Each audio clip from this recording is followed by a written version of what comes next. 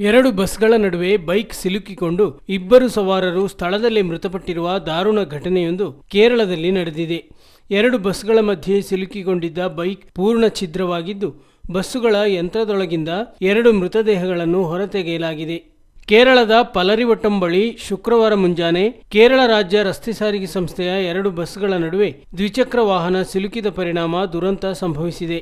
Bus ಡಿಕ್ಕಿ ಹೊಡೆದ ರಭಸಕ್ಕೆ ಬೈಕ್ ಸವಾರರಿಬ್ಬರು ಸ್ಥಳದಲ್ಲೇ ಸಾವನ್ನಪ್ಪಿದ್ದಾರೆ. ಹಿಂಬದಿಯಿಂದ ಬಂದ ಬಸ್ಸಿನ ಚಾಲಕನನ್ನು ಪೊಲೀಸರು ವಶಕ್ಕೆ ಪಡೆದಿದ್ದಾರೆ.